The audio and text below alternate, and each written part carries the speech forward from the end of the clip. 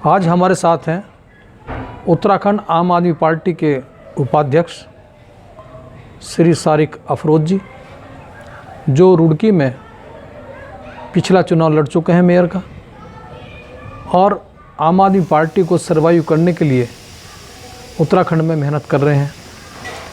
अफरोज़ जी, आपका बहुत बहुत स्वागत है। नमस्कार। और मैं पूछना चाहूँगा कि दिल्ली में तमाम विरोधों के बावजूद आम आदमी पार्टी पुनः सत्तासीन हुई है और इसके पीछे जो आम धारणा वो यही है कि उनके काम ने उनको जिताया है। बिल्कुल।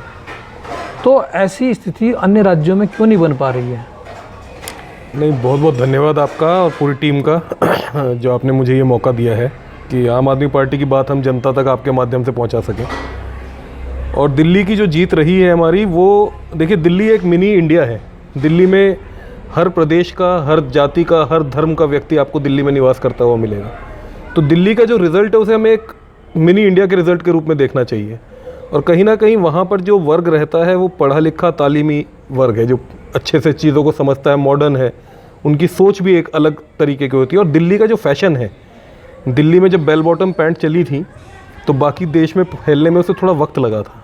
तो आम आदमी पार्टी भी धीरे धीरे उसी फैशन की तरह लोगों को थोड़ी देर में समझ में आएगी, लेकिन बहुत जल्दी पूरे देश में आप उसका असर देखेंगे। अच्छा, मैं कहता हूँ कि आम आदमी पार्टी का जन्म है जो अन्ना हजारे से हुआ है। आज अन्ना हजारे नेपथ्य में है, लेकिन केजरीवाल जी जो हैं वो लाइमलाइट में है। आम आदमी पार्टी का जो जन्म है वो किसी व्यक्ति से नहीं हुआ, वो एक विचार से हुआ था। अन्ना जी एक आंदोलन को लीड कर रहे थे, उसमें अरविंद जी एक महत्वपूर्ण भूमिका निभा रहे थे। इंडिया अगेंस्ट करप्शन के लिए भारत से भ्रष्टाचार को मुक्त कर देना, इस विचार के आधार पर आम आदमी पार्टी का जन्म हुआ है। हाँ, उसको लीड करने वाले व्यक्ति जो हैं आज हमारे साथ, जो अरविंद जी हैं, जिस तरीके से हमारी पहली 39 दिन की सरकार थी उसमें दिल्ली से भ्रष्टाचार बिल्कुल ख़त्म कर दिया था। वो देखा सबने किस तरीके से हमारे से पावर्स छीनी गई। इस तरीके की पावर स्ट्रगल केंद्र और राज्य सरकार में दिल्ली के अंदर आपने इतिहास में पहले कभी नहीं देखी होगी। जबकि ऐसा पहले भी हुआ था कि सरकार प्रदेश में किसी और पार्टी की थी और केंद्र में किसी और पार्टी की थी, लेकिन पावर स्ट्रगल कभी नहीं देखी गई जो हमारे साथ किया गया। तो कहीं ना कहीं इससे आपको ये बात, सब जनता भी इस बात को समझती है कि हम लोग धर्म, जाति और जो विभाजन करने वाली राजनीति है उसको अप्रिशिएट नहीं करते। हम काम के आधार पर बात करना चाहते हैं और उससे शायद पारंपरिक राजनीतिक दल जो है उनको काफ़ी दिक्कत होती है। नहीं, लेकिन अगर ऐसा था तो फिर आपके ही लोग आपको छोड़कर क्यों चले गए? बहुत सारे लोग गए, प्रशांत भूषण जी गए हैं, देवेंद्र यादव जी गए हैं और हमारे कुमार विश्वास गए हैं। बहुत सारी बड़ी संख्या है जो बहुत विश्वास पात्र थे और जिन्होंने इस पौधे को लगाया था, वो सब छोड़ के चले गए। देखिए, वो बहुत बड़े कद के लोग हैं जिनके बारे में आप मेरे से टिप्पणी करने के लिए कह रहे हैं। शायद मैं उनकी क्या निजी कारण रहे होंगे और हमारे नेता के सामने क्या चैलेंजेस रहे होंगे, मैं नहीं समझता कि मैं इतने बड़े लोगों के बारे में कोई टिप्पणी कर सकता हूँ। वो कई बार राजनीति में होता है, आप सभी दलों में देखिए, बहुत से दलों में लोग छोड़ के जाते हैं। हाल ही में कांग्रेस से ज्योतिरादित्य सिंधिया चले गए। तो निजी महत्वाकांक्षाएं भी होती हैं, निजी कारण भी होते हैं, तो कुछ भी हो सकता है। मैं इस पर कोई खास टिप्पणी आपको बोलना चाहता हूँ, चूँकि आप उत्तराखंड को बेस करते हैं, तो उत्तराखंड में कितनी संभावना है? उत्तराखंड में बहुत संभावनाएं हैं। देखिए, उत्तराखंड का भी अगर आप ज्योग्राफिकल और वैसे देखेंगे तो जो उत्तराखंड का इंसान है, जो उत्तराखंडी है मूल रूप से, उसके अंदर एक नेशनलिस्ट फीलिंग है। यहाँ जितने तीर्थ स्थल हैं वो खाली उत्तराखंड के तीर्थ स्थल नहीं हैं, पूरे देश के हैं। हम देश को रिप्रेजेंट करते हैं, उत्तराखंड देश को रिप्रेजेंट करता है। आपने कई बार सेनाओं के अध्यक्ष दिए। अगर आप आर्मी के अंदर, फौज के अंदर और अलग अलग डिपार्टमेंट्स के अंदर भी देखें तो उत्तराखंड की एक अलग रिप्रेजेंटेशन रही है। दिल्ली के अंदर भी उत्तराखंड का एक बहुत बड़ा समाज रहता है। हमने गढ़वाल सभा, वहाँ लैंग्वेज के लिए एक हाउस बनाया। तो कहीं ना कहीं उत्तराखंड का भी जो आउटलुक है वो भी, जैसे मैंने कहा, दिल्ली में वो मिनी इंडिया वाला जो है, तो उत्तराखंड भी एक अपने आप में भारत है। मिनी इंडिया उत्तराखंड है, तो फिर रुड़की में आप मेयर का चुनाव लड़े, लेकिन परफॉर्मेंस सुनने रही। बिल्कुल ऐसा होता है। देखिए, बहुत सारी जगह हमने चुनाव लड़ा, पूरे देश में हम लोगों ने अलग, पहले लोकसभा का लड़ा, उसके बाद बहुत सी जगह विधानसभाओं को लड़ा। हम लोगों को कामयाबी नहीं मिली, उसके पीछे बहुत सारे कारण हैं। उसमें उसमें पार्टी की विचारधारा की हार नहीं है। उसमें वहाँ पे जो व्यक्ति के पास संसाधन है, जो चुनाव के लिए ज़रूरतें हैं, संगठन का अभाव है, उन चीज़ों के कारण ज़्यादा रहे हैं। मैं नहीं समझता कि भ्रष्टाचार मुक्त होने की जो विचारधारा है, जो विचार करने की जो लगन है, उसके प्रति तो पूरी जनता एक साथ खड़ी हुई है। तो क्या आप नहीं मानते कि उत्तराखंड में केवल लोग दो ही पार्टी के बारे में सोचते हैं, कांग्रेस के और भारतीय जनता पार्टी के बारे में? लोग जब तक दो ही पार्टियों के बारे में सोचते रहेंगे तो दो ही पार्टियां इसी तरीके से राज्य का दोहन करती रहेंगी। पिछले 20 साल हो गए हैं, मतलब जवान हो गया हमारा उत्तराखंड, लेकिन जिस तरीके के डिसीजंस यहाँ की सरकारों ने, राज्य सरकारों ने लिए हैं, चाहे वो युवाओं के रोज़गार से मुताल्लिक हों, चाहे वो किसानों के गन्ना के बकाया भुगतानों से रिलेटेड हो, ज़मीन से रिलेटेड हो, जो भी मेरी मौलिक अधिकार हैं, चाहे मेरी शिक्षा, मेरे बच्चों की शिक्षा के लिए हो, मेरी माता बहनों के स्वास्थ्य के लिए हो। आप बताइए, पहाड़ों में हम अच्छे अस्पताल क्यों नहीं डेवलप कर पा रहे हैं? क्या वजह है कि जो हमारे स्कूल हैं पहाड़ों में, उसमें बच्चे नहीं है, कहीं बच्चे हैं तो टीचर नहीं है, जहाँ टीचर हैं तो वहाँ बच्चे, तो कहीं ना कहीं हमें दिखता है कि मिसमैनेजमेंट है। उत्तराखंड बनाने का जो उद्देश्य था शहीदों का, वो सिर्फ ये नहीं था कि राजधानी लखनऊ से देहरादून शिफ्ट कर दी जाए। मकसद था कि पहाड़ों का डेवलपमेंट हो, इस खंड का डेवलपमेंट हो पास आकर।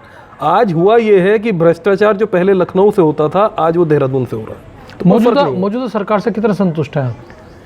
नहीं, मैं तो बिल्कुल संतुष्ट नहीं हूँ, क्योंकि देखिए, विरोध राजनीतिक स्तर पर एक अलग होता है, लेकिन अगर एक नागरिक के तौर पर भी अगर मैं कहूँ तो जो फैसिलिटीज़ एक आम जनता में जो लोगों को चाहिए होती है, उसका बहुत बड़ा अभाव है।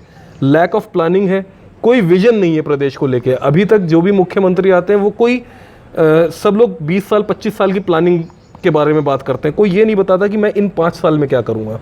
क्यों नहीं बताते? क्योंकि 5 साल का जो टर्म है, अगर उसमें वो डिलीवरेबल बता देंगे तो उनसे सवाल होगा कि आपने ये क्यों नहीं किया। तो वो लॉन्ग टर्म प्लान्स, गोल्स बताते हैं, जो कि सपने होते हैं, जो लंबी दूरी के सपने दिखाए जाते हैं। तो वो चल रहा है। जब तक के कोई प्रैक्टिकल नेता इस खंड को लीड करने के लिए नहीं सामने आएगा, तब तक मुझे लगता है जनता के साथ इसी तरह का व्यवहार होता रहेगा। सारिक जी, थोड़ी देर समय के लिए अल्प विराम ले लेते हैं और फिर थोड़ी देर में बात करेंगे।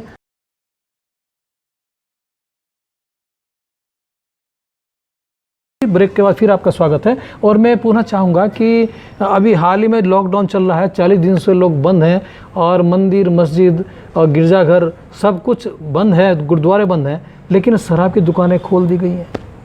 नहीं, मुझे लगता है राज्य के ऊपर काफ़ी प्रेशर रहा होगा टैक्सेस और रेवेन्यू का, तो ये भी कारण हो सकता है जो इस तरह का डिसीजन उन्होंने लिया है।